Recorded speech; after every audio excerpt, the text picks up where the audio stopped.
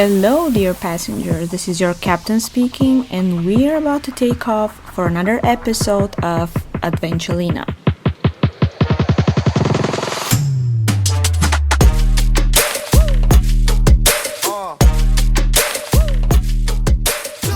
Hello, welcome to the first episode of Adventulina for 2024. Happy New Year, guys! Happy New Year! It's literally end of January. People probably forgot they were holidays already. But never mind. New year, new episode, guys. So let's kick it off. Hope you all had an amazing holiday time. Hope you all had a good start of your year. And I'm gonna start with some news on my side. Some of you probably saw, some of you probably didn't, but as a January present to my audience, I prepared a travel planner for the year, and you can now grab it for free. You just have to go to my website, ADVENTULINA.com, and sign up to my newsletter, or like I call it, Adventure Letter. So the planner is digital, but it's up to you guys if you want to edit it as a digital asset or you want to print it out on a paper and write on it. I personally love to write things down on paper, but it's not about me, right? I've already got some feedback, and I'm super happy people find it helpful. I really try to include everything needed for planning a destination.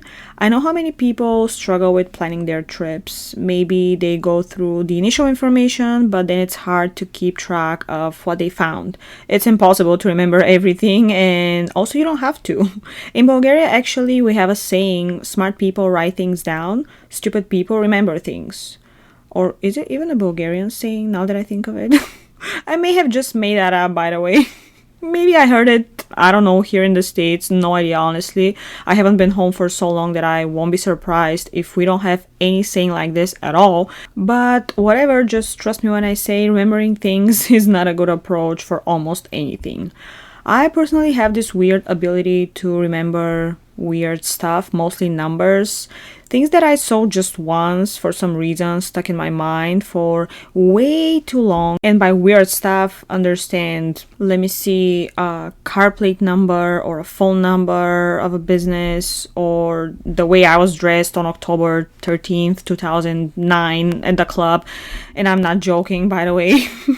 I guess that's what they call a photographic memory or whatever. I just see something once and I remember it, especially if it's digits. I really don't know why, but I remember stuff that I will never ever use or benefit from ever in my life. Like the car plate number of a person I knew in my town, not even a friend of mine. Someone that I barely knew and would see their car occasionally, I guess. Or I remember goddamn prices of things years and years ago. Where exactly would I ever use that, you know? It's helpful though when it comes to cards, for example. I literally remember all my debit and credit cards numbers, understand 16 digits plus dates and security codes and stuff. Yeah, this is helpful. Or phone numbers, dates, passwords. I literally can give you my travel dates and other events dates for years ago for multiple stuff. I don't know. I just close my eyes and kind of see the calendar. I almost never update my passwords because I always remember them. That's, I guess, the cool part. But okay, it does have advantages, but only for the useful stuff. The rest I wish I could skip, but it's not up to me. Anyway, I was talking about how it's impossible to remember everything, and even for people like me who remember a lot, it's still very helpful to, organize all your information into lists or columns. If it's a day trip, you can probably go for it, but anything longer that requires more planning, we do need a better way to organize. And that's why I created this travel planner. I have talked to so many people who really have no idea where to start from when they decide to go on a vacation. People ask me, do I book first the airplane ticket? Do I book the hotel? What if one of them is not available by the time I book the other one? How do you coordinate all the pieces of the itinerary? How do you make sure things are not overlapping? Well, I'm good at planning now, but it took me time to develop my routine and to learn from my mistakes, so I can make sure wherever I go, I will have the best possible time and I will see the most of my destination. The first thing I remember I started making lists for was packing. I've mentioned before that I love packing. I have received a lot of shit and jokes through my life for mentioning that this weird thing exists. Yeah, people who love packing, that's me. So it's okay if you come for me. I don't mind anymore. But yes, I love packing. I love gathering my shit. I love putting it in my carry-on or my big suitcase. Whatever the hell it is, I just love it. And not only packing for a trip, even if I have to move. Like a lot of people hate even the thought of having to move because of how many inconveniences that brings. And one of the biggest inconveniences, according to normal people, is having to pack all your shit. I guess for someone like me who moved across the world in 2 or 3 suitcases, literally putting my life in 2 or 3 pieces of luggage, that's not a problem. I don't know if that's the reason. I moved to a new apartment last year and honestly loved packing and moving my stuff. A little pause. I guess the audience drastically dropped after me saying that. But yeah, maybe the thought of me organizing everything and the excitement of finding new places for all my belongings is what I love. You know, you get to decide where to put everything, you change up things, and on top of that, I've always liked playing Tetris. Which, all jokes aside, really helps when packing. I'm serious. Like, laugh as much as you want, but years of playing Tetris always pays off when I start packing. No matter if it's for moving or for traveling. I would literally pay someone to go organize their closet or pack their carry-on for a trip or gather all their stuff for moving to a new place. And anyway, back to what I was talking 10 minutes ago. I started making packing lists to make sure I never forget what I need with me. I remember being a kid, literally in elementary school, and my parents would book a vacation. So weeks before that, I would start writing down what I want to take, which back then, was mainly kid stuff, toys, books, whatever. I just wanted to make sure I had all my favorite stuff with me, and it remained as a habit, I guess. Later on, when my mom stopped being responsible for packing my clothes and I had to start doing it for myself, I would make a list and follow it once I start packing. My dad actually still teases me about one summer camp trip that I went on and how he found my packing list, which included a baseball bat under the category of fun stuff. Just to be clear, in my defense, I know I'm from Bulgaria, but even so, what I meant was I was going to try playing baseball for fun, not to break people's bones or anything like that. Maybe my dad was a little concerned what type of fun I meant. But yeah, I started from packing lists, gradually adding categories in the list to make sure I have not just the needed clothes and stuff for fun, but also cosmetics, shoes, accessories, everything. And until today, unless it's a weekend trip, I guess, I always make packing lists because I don't want to forget something. Forgetting something when leaving for a vacation is one of the things that I hate. And I know most things, you can replace, you can buy again, but it pisses me off because I just blame myself. Because I probably wanted to remember taking this thing, but I at the same time know it's impossible to remember everything, especially the days before you're going on a trip. Your head is a mess. And I also hate to spend money on things that I have home and I just forgot to take. Like, what am I gonna do after with 2 or 3 of those things? What I also do with my packing list is before my trip, I start putting stuff in my suitcase based on the list and I check them off. I keep the list and I take it with me, so once I start packing for going home, I use the same list to make sure I got all my stuff from the hotel or whatever accommodation I'm staying in. I know it's way easier to pack on your way back, basically whatever you see in the room and it's not the hotel property, you take it.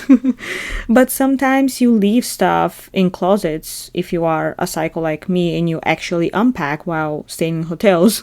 Sometimes things go under the bed, sometimes you can see the pair of shoes, a tank top, got hidden under your sheets while you were making your bed, I guess. Those type of things. I still regret forgetting my favorite pair of leggings in a hotel in Tahoe.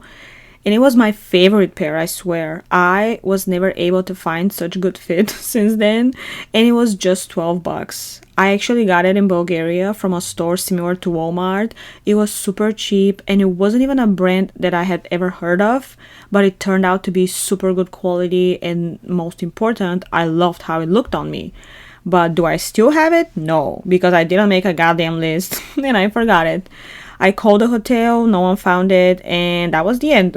My point is, things like this wouldn't have happened if I had made a list and I had made sure that I got all my belongings. So, lesson learned. So, after some years, the packing lists kind of developed to different pieces of paper with some to do things before leaving for a trip. I would leave notes for myself, stuff like, wash this pair of shoes, print out this ticket, fix glasses, buy shampoo, small things that somehow fall into the cracks of the busy days. And with more and more things to remember, I was just writing stuff down, dividing the page into sections, and making sure I got everything so I'm prepared. And it never let me down. There is no such thing as too much information. Well, at least when it comes to knowledge, I guess. And there is no such thing as too prepared. And with that said, the more info you have, the better. And if you manage to organize all this and make it easy to go back to and use, I guarantee you half of the hustle will be gone and you will enjoy your vacation much more. A lot of people share with me that they're super stressed, not just before their trip, but also on their way to their destination. Some people are stressed even during their vacation. And I'm like, wait a minute. Vacations have the exact opposite purpose, to take the stress away, If you're stressed while planning, then you're not planning right, I guess. Or maybe you don't know how to plan, but that's fine. Just like anything else, you learn it. So I put a lot of effort into this travel planner because I really want to make this whole process easier for people. Easier and more enjoyable, of course. Because yes, planning can be enjoyable. When you get your things done on time and have everything prepared, you get to enjoy your vacation without having to worry about details. I've mentioned before that I genuinely hate, when I have to search for things on the spot while traveling, while moving on some kind of transportation. I just hate it. It feels like too much pressure. You rely on internet access and you have to be fast. So the feeling is a no-no for me. I don't like figuring things out on the spot, at least not when it comes to travel itineraries. Only if there is like a weather surprise or some inevitable changes in the plan, that has to be handled immediately and it's different. This planner starts with a bucket list where you can kind of put all your destinations planned for 2024. After that, I've added lists depending on the transportation, so you'll be able to mark your destinations that you will need to fly to or take a bus to or maybe a train, even your cruises, like if you're lucky enough to have a few of them, good for you. There is also a small world map where you can pin your 2024 destinations and use it as a tracker of the places you've been to this year. You'll also find a calendar for the next 12 months where you can mark your dates and see what days they fall on for better planning or requesting days off from work. The planner includes mini planners or sub-planners for up to 10 destinations. I'll be super happy if later I start receiving feedback that these 10 destinations were not enough. That would mean people actually have more than 10 trips scheduled for the year, which is awesome and honestly a real life goal, right? In every individual destination planner, you will find info sheet that includes all the important details of your upcoming trip. This way you will never forget the essential things when you need to consider while planning, such as weather, time zone, documents required, vaccinations, visas, whatever. There are also dedicated transportation and accommodation sheets for keeping, all of this info in one place. You can add all the details such as airport, terminal, flight number, connection time, whatever. And since budget traveling is a priority for me, as I want to see more places, I prepared sheets that allow you to add your savings goal and track how much and where from you save and how you achieve your goal. Of course, the planner comes with lists of the things you want to see, you want to do, you want to try, as I believe this is the most important part of your experience, to be able to make the most of your trip, not just financially, but memory-wise. Never miss an experience. Each of those 10 destination planners has a 7-day sub-planner, which will allow you to plan your trip day by day. For the freaks like me, you will schedule the whole thing by the hour. For normal people, they will have an idea of where they're going each day, and that will be enough for them. So those sub-planners are a great way to stay organized and to know which day you're doing what in order for you to, avoid unnecessary going back and forth. As we have talked before, planning day by day and dividing the areas of your destination is crucial when you want to maximize your time. The strategy I called divide and conquer. Divide a city, for example, you're going to, and dedicate certain parts of it for different days so you don't go back and forth and you don't end up wasting time commuting. I've also added a counting down sheet, to build your excitement, whoop whoop, because there's something very exciting about crossing off days. Well, not when you're in prison, I guess, but when you're waiting for a vacation. Packing lists, of course, are part of this travel planner for all your essentials to make sure you have all the necessary clothes, devices, toiletries, shoes, everything. Those can get freaking long, so, no way to remember everything again. And even if you have a packing routine, even if you go through the same things every time and you have an order to put them in your suitcase, it's always different. If you're going to a cold place, for example, the packing will be different than if you're going to a tropical destination. Not just the clothes and the shoes, but also, the additional accessories. So packing for the weekend will also be different than going somewhere for a week, let's say. While you can skip, bringing some of the hair care products, for example, on a short trip, you will definitely need them for a longer trip.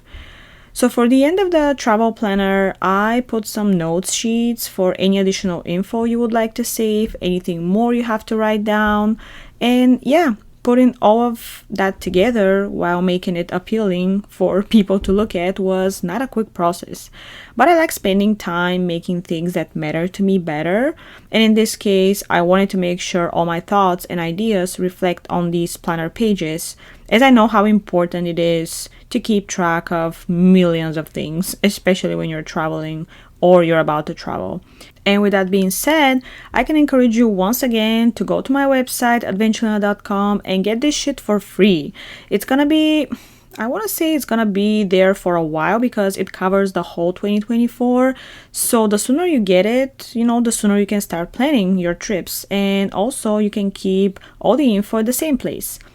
And if you're also a travel stuff hoarder like me, the best part is that if you decide to print it out, you can keep it as a souvenir later, and it will serve as a memory from that particular year and also as a journal or even a destination guide. If you have any friends who are going to the same place later, you can maybe give it to them and, make their life easier.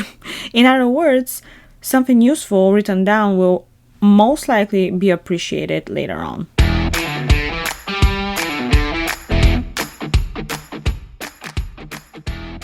What is the destination I'm going to first on my 2024 calendar, you may ask? Glad you asked.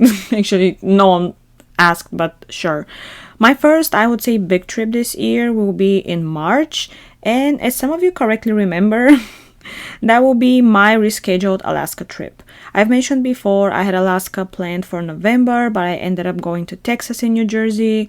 And the main goal here is to see the Northern Lights. So after talking to friends who have been to Alaska and also researching the internet, I decided that end of March will be the time for my long-awaited and long-wanted Alaska trip.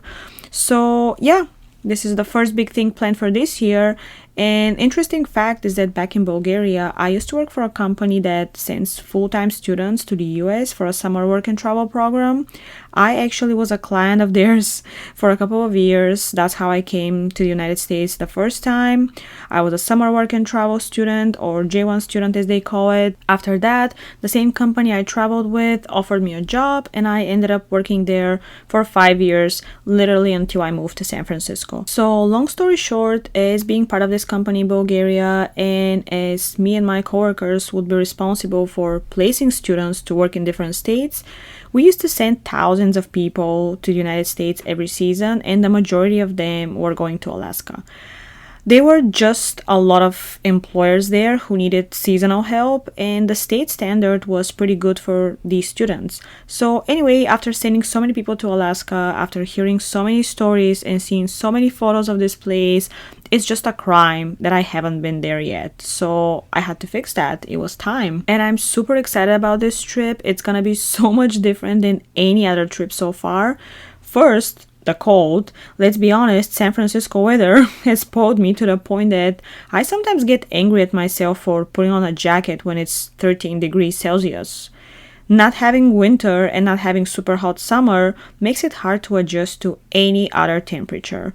We are in the middle here, and as much as we like it, it sucks when you have to travel somewhere super hot or super cold. So Alaska will be a challenge for me for sure, because I'm not used to cold weather anymore. I'm a little nervous, especially now when I'm, checking the temperature and I see minus 35 Celsius and whatever that Fahrenheit is, but yeah, it's kind of scary. But also by the end of March, when I'm going, it's going to be better, but still way below the normal for what I'm used to. So I'm trying to mentally prepare and, also make sure that I have the appropriate clothes, because I want to enjoy everything I have on my list, and I don't want to, let cold ruin my experience. Well, it will not really be the cold ruining it. It will be me not being prepared for it. I'm gonna fly to Fairbanks, which is one of the destinations me and my coworkers used to send a lot of students to. So I feel like I'm already familiar with the city. It feels like it's not completely new. It feels kind of safe, if I have to be honest. Maybe just the fact that I've known this place for a while. I don't know. I found a bunch of cool activities such as dog sledding, snowmobile riding, ice museums, hot springs, and much more. The main goal again is to see the Northern Lights, which according to my research and all people I talked to is strongest between August and April. So more than anything, I want to experience that. And I don't know, because to go to Alaska and not see the Northern Lights is like coming to goddamn San Francisco and not seeing the Golden Gate Bridge, But no matter how much I have read and I have heard and I researched, I'm always a person who prefers to hear from other travelers. As I say, no one can give you better information than the person who has been there. So if anyone has any tips, please feel free to share. Let me know in the comments or on my social media channels. Shoot me a message, fill out the form on my website, whatever you want. I will also appreciate some dressing tips. As this is the part that makes me most nervous, if I have to be honest. If you have any tips on specific brands, clothes, ways to get dressed, warmers, and that kind of stuff, send them my way. I would love to hear how people stay warm in such cold destinations. And weirdly, I already can tell that this is not going to be my last Alaska trip. I haven't been there yet, but I caught myself thinking of where am I going next? Like, where else in Alaska I want to go after this trip? Like, I've been wanting to go on a cruise to Alaska for a while, but the ships start running later in May, and this is not a good time for chasing the aurora lights. My initial plan was to land in Anchorage and take a train all the way to Fairbanks and then fly out from Fairbanks back to San Francisco. But trains don't run regularly either, at least not the ones I wanted to get on, which is the panoramic trains. And yeah, I basically have at least 2 more trips to Alaska in my head already, without even going there once. And I just know what kind of itinerary my next 2 times will have. I see it like this: a cruise for the second Alaska visit to see the glaciers and to experience the sailing. And the third Alaska trip, I see it as some train experience, some panoramic views, road trips, more nature and activities for warmer months, I guess. But anyway, until then, I'm just going to daydream about my first trip to Alaska until it's time for it. So 2 more months, but I'm really excited. Another solo trip and hopefully another thing crossed off my bucket list, which is the Northern Lights. And of course, when I say 2 more months, I'm sure you already know that there is no way for me to kind of wait for 2 months until I go somewhere, right? And, I had to secure another trip before that one, just in order for me to not go crazy, in order for me to not lose faith in life and get sad, which always happens when I don't have anything booked. Literally, I came back from Texas in December. I stayed here for 2 weeks and I'm like, I don't have anything planned. I'm getting nervous. So I'm like, where's my Expedia? Where's my Google? Where are my flights? Let's go. Because we all know I need to have something booked. I always need to look forward to something, otherwise I cannot enjoy the present. Makes sense or not, that's me. So yeah, in a couple of weeks, I'm gonna head to Joshua Tree National Park for a long weekend with some girlfriends, and that's gonna be the thing to keep me up until it's time to go to Alaska. Meanwhile, with the last episode of 2023 and the recap I did, along with this 2024 kicking off episode, I realized we haven't done Q&A for a long time, and I got some questions piled up in my inbox, which I apologized for. So here's 10 of them, 10 that I picked, and I think we all know with the way I go from topic to topic and my pre stories, I think we all know that I'm not gonna answer all 10 of them right now, unless the episode is 10 hours long, I don't know. So anyway, I'll only pick 3 of them, as that seems possible for me to handle. And like 40 minutes later, I'm still answering the first question. Jeez. Anyway, yeah, let's just focus and start.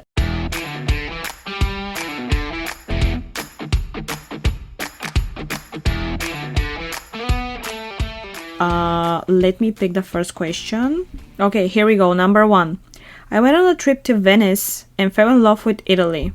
I'm obsessed with the Italian lifestyle and I constantly think about what my life would be like if I lived there. I really want to go and start a new life in Italy. How do I know it's the right decision? Already starting with the heavy ones. I guess I can kind of speak from my perspective on this one. Let's start with mentioning that to love a place you visited for a few days and you experienced, all the great sides of it is one thing. To approach your life and to start from zero at any point of life, but I guess the older the harder, is a completely different thing. We all get to kind of romanticize places based on sometimes our short experiences there. Places that live in our head as the best place on earth just because our memories there are very fun and important, or, include loved ones. And we as humans, I guess, often get to judge things pretty quickly for the good and for the bad. And as someone who moved on the other side of the world in their late 20s, I can definitely say this. Before you take any important steps, before you take any important decision, spend enough time to think about it, to even analyze, to see if that's the right thing to do. What you saw in Venice is what everyone sees when they go there for a few days. They see the absolutely stunning landmarks, they see the incredible architecture, the romantic restaurants, pizza, gelato, all those good things. And yeah, it's absolutely enough to fall in love with a place. But this would be different if you live there. Like, locals don't get to experience the tourist stuff the same way anymore because they're locals. At some point, you will get used to them, or you'll get tired of them, or maybe you will not have time for them anymore.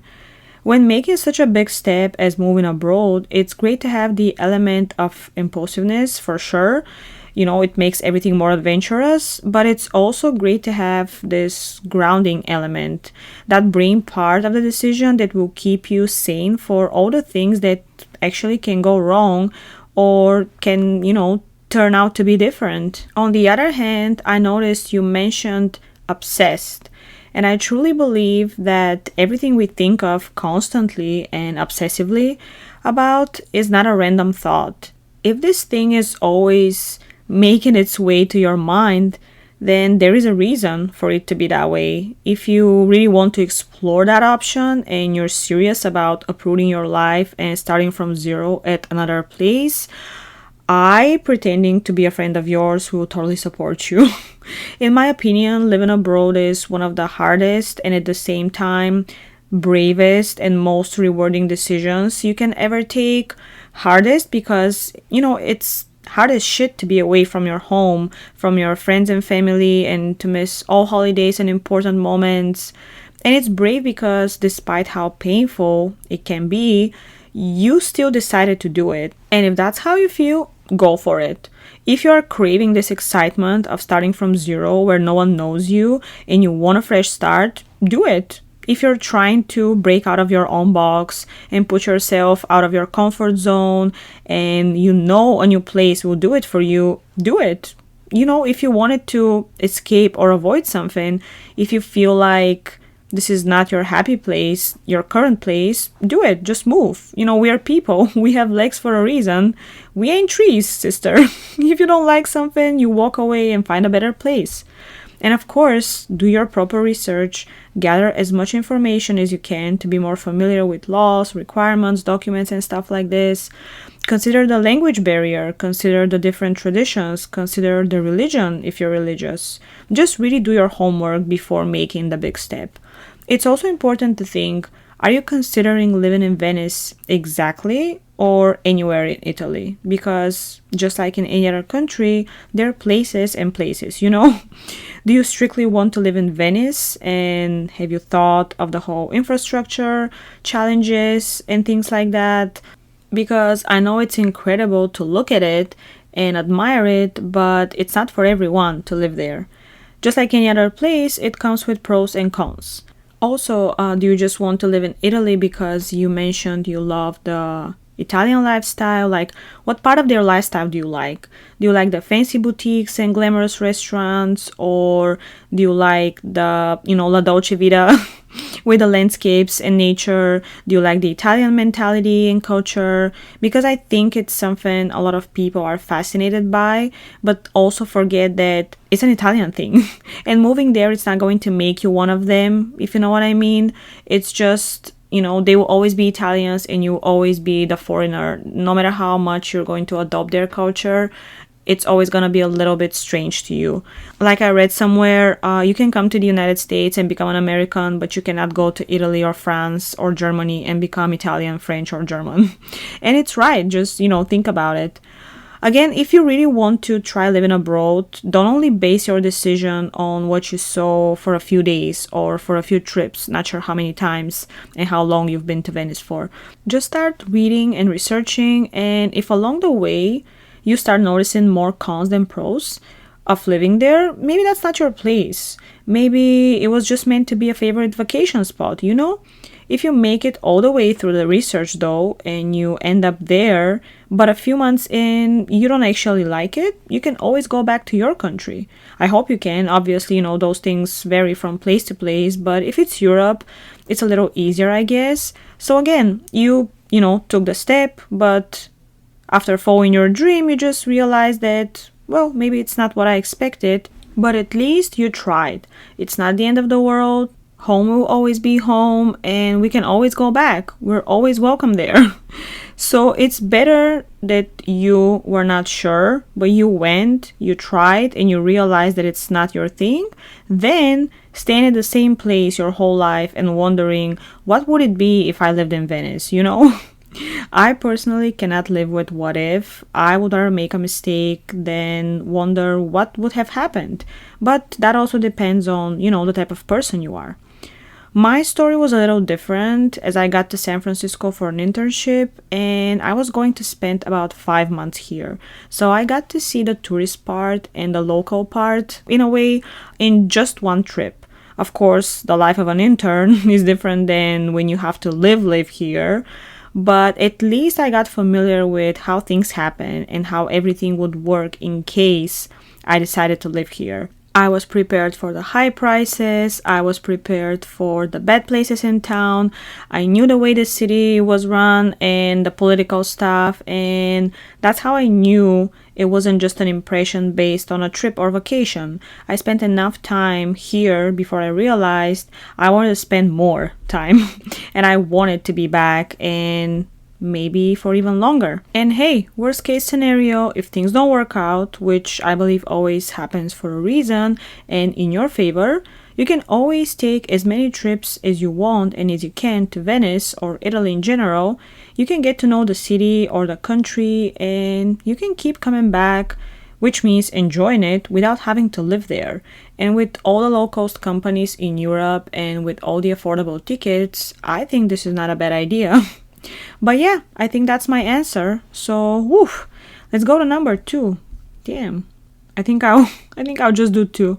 Okay, let's see. Name your most favorite city and your least favorite city you've been to. Oh, I remember this one coming in my inbox. Yep. I got nervous even back then. Because I know people are gonna give me shit about answering this one, but I'm gonna stay true to myself and I'm gonna answer it anyway because that's what your captain always does. First, let me remind you that I don't really like going back to places. When I travel somewhere, I try to see everything I want to see from this city or place. Not everything there, only everything I'm interested in. Because it's impossible to see everything of one place for a few days, you know? So I don't like going back to places, first because I want to spend my money on exploring something new, and second because I have already created memories there and you always compare your previous trips to your current experience. And sometimes your current experience doesn't top off your previous one, or you just had, the memories of this place with someone else and it doesn't feel nice, so it's not okay to be back. Of course, spending so much time in this country, there are places and cities I, for example, go to every year because they are close, because there are cheap tickets to, because I have friends there, because there are events happening that I want to attend. With other words, there's always a valid reason for me to go back somewhere. That's why Los Angeles, Las Vegas, Lake Tahoe, San Diego, New Jersey are destinations for me that I visit at least once per year. But anything else, once I've been there and I've seen what I'm interested in, I'm okay with never going back. And that's why planning for me is so important. I want to see everything that's on my list from the first time, so I don't have to go back. Like it happened with Seattle last year when I had to go back because I didn't complete my list the first time. So again, 10 minutes pre-story. Anyway, with all that said, ready to judge me? New York City is the only place that for some reason I cannot get enough of. New York City is the only place I would go back to tomorrow with no questions asked. I just love this place so much, and I know so many people hate it, which is fine, do your thing, but I'm completely in love with its vibe and with the endless possibilities it offers. I've been there so many times with so many different people doing so many things, and I'm convinced there's plenty I still have to see despite all the heavy itineraries I make every time. I know a lot of people say, oh, it's dirty or buildings are too tall, it's depressing, I feel so small. Not for me. I've never felt more alive than when I'm in New York City. But again, depends on the type of person you are. For me, walking on the streets is nothing else than admiring the neighborhoods and the typical New York things you see on TV. And I'm talking walking on the streets far away from everything tourist related you may think of. That's another thing I hate when people talk about New York City. Some people have only been to goddamn Times Square and they talk about the whole city like, this specific place, Times Square, defines it. And that's so wrong. Let's start from the fact that New York City is not just a city, it's like a whole world. And you want to tell me that you saw one tiny part of this world where there are like 4 million people who are trying to take the same photo and you judge the whole thing by it? No, that's not what New York City is. But anyway, all I'm trying to say is that opposite to what some people say, New York City is my happy place and the destination I love going back to, and I don't even mind doing all the touristy stuff every time. As I said, I don't like spending money on the same thing again and again, and if I already created my memories, that's fine for me. But this is the only place where I've visited the main city attractions multiple times and I'm ready to do it again.